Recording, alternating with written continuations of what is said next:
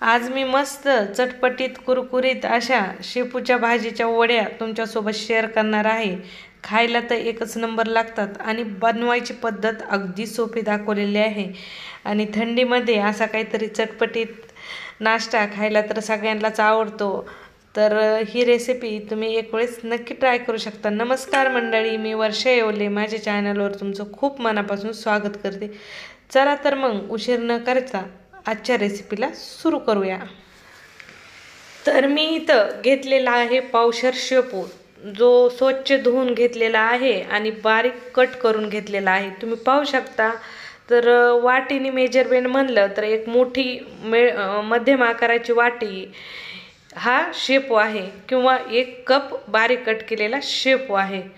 तर आता 1 वाटी मी बेसन पीठ घेतलं आहे आणि 4 चमचे मी तांदळाचं पीठ घेतलं आहे.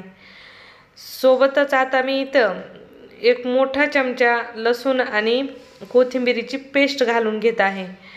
आणि आता आपण तुम्हाला हवा असेल तर या वड्यामध्ये ना हिरव्या मिरच्याची पेस्ट वापरली तरी चालेल. तर ज्यावेळेस आपण लसूण आणि कोथिंबीर मिक्सरमध्ये फिरवतो त्यावेळेस त्याच्यासोबत मिरच्या फिरून घेतल्या तरी चालतील. तर मी इथं अर्धा चमचा हातावर क्रश करून ओवा टाकून घेतलेला आहे आणि अर्धा चमचा जिरे टाकलेले आहेत. तुम्हाला जिरे साबूत पाहिजे नसतील तर तुम्ही पेस्टसोबत जिरे मिक्सरमध्ये फिरून घेऊ शकता. सोबतच इथं मी हळद पावडर घालून घेत आहे थोडीशी.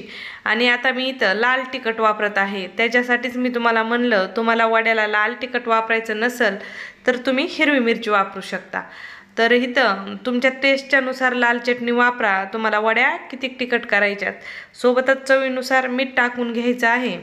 आता सोबतच मी इथं 2 चमचे कुकिंग ऑइल टाकून घेणार आहे. जे तुम्ही कुकिंग ऑइल खातात ते 2 चमचे कुकिंग ऑइल टाकून घ्यायचं.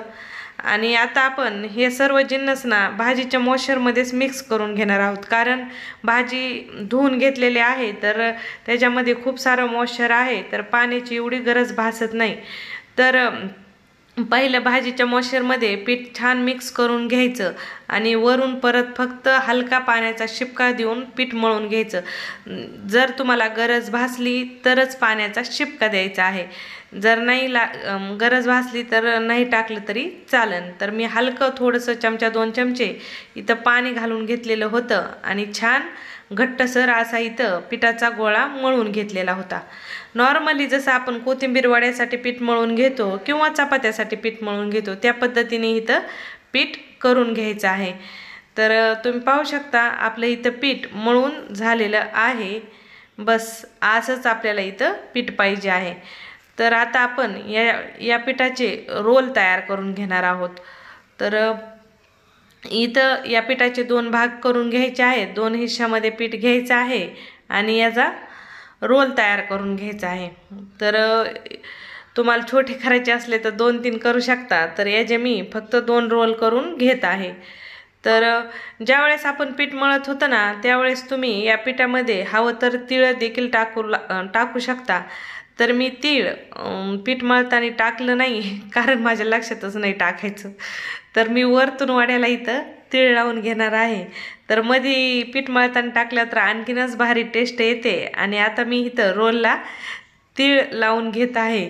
तर तीळ लावल्यानंतर आता आपल्याला हे रोल वाफलण्यासाठी ठेवून द्यायचे आहेत. तर जोपर्यंत मी रोल बनवत होते तोपर्यंत मी गॅसवर पाणी उकळण्यासाठी ठेवलेलं होतं. तर पाण्याला चांगली उकळी फुटून द्यायची आहे. तर तुम्ही पाहू शकता मस्त पाणी उकळलेलं आहे आणि इथं मी पाण्यावर चाळणी ठेवलेली आहे, जी आपली पुरणाची चाळणी असते ती ठेवलेली आहे. तर चाळणीला ऑइल लावून घ्यायचं आहे आणि मग वरून रोल ठेवायचे आहेत. आता गॅस मध्यम करायचा आहे आणि चाळणीवर झाकण ठेवून आपल्याला चांगल्या 10-15 मिनटं हे रोल वाफलून घ्यायचे आहेत. तर रोल झाकून ठेवून 15 मिनटं मी वाफ दिलेली आहे आणि 15 मिनटानंतर आपल्याला हे रोल चेक करायचे आहेत. तर तुम्ही पाहू शकता 15 मिनटात छान रोल आपले वाफलेले आहेत. तर आता हे रोल हलके थंड करून घ्यायचे आहेत. तर हा रोल जोपर्यंत रोल थंड होत होते तोपर्यंत आपल्याला तेल गरम करायला ठेवायचं आहे. लो टू मिडियम गॅसवरच तेल गरम करून घ्यायचं आहे आणि लगेचच आपल्याला इथं या ज्या वड्या कट करून घ्यायच्या आहेत. आणि वड्या कट करून झाल्या, चाकूला तेल लावून वड्या कट करायच्यात. वड्या कट करून झाल्या की लगेचच आपल्याला वड्या तेलामध्ये टाकून घ्यायच्यात. तर तुम्ही डायरेक्ट तेलामध्ये तळून देखील घेऊ शकता. तर इथं मी म्हणजेच डीप फ्राय करायला लागले, एकदम तळून घेतलेल्या नाहीत. तर पॅनमध्ये मी इथं वड्या ह्या फ्राय करून घेत आहे. तर गॅस मध्यम ठेवायचा आहे आणि मध्यम गॅसवर आपल्याला ह्या वड्या फ्राय करून घ्यायच्या आहेत. तर मस्त खरपूस लाल रंगावर आपल्याला या वड्या फ्राय करून घ्यायच्या आहेत. एक बॅच फ्राय होण्यासाठी तुम्हाला 5-7 मिनिट लागतात. तर तुम्ही पाहू शकता मस्त कलर आलेला आहे. इथपर्यंतच आता आपल्याला ह्या वड्या फ्राय करून घ्यायच्यात. आता आपण ह्या वड्या काढून घेऊया आणि दुसऱ्या बाकीच्या वड्याही याच पद्धतीने फ्राय करून घेऊयात. थंडीच्या दिवसामध्ये पालेभाज्या ज्या आहेत त्या खूप मस्त आणि फ्रेश मिळतात. ज्या पद्धतीने मी इथं शेपूच्या वड्या बनवलेल्या आहेत त्या पद्धतीने तुम्ही पालकाच्या देखील बनवू शकता. तर तुम्हाला रेसिपी कशी वाटली कमेंटमध्ये सांगायला विसरू नका. रेसिपी आवडली असेल तर लाईक शेअर नक्की करा आणि तुमच्या घरी ही रेसिपी एक वेळेस नक्की ट्राय करा. एकदा ट्राय केली तर परत परत नक्की तुम्ही ही रेसिपी बनवणार, ही माझी गॅरंटी आहे. चला मग पुन्हा भेटू अशाच नवीन व्हिडिओसोबत. तोपर्यंत बाय बाय.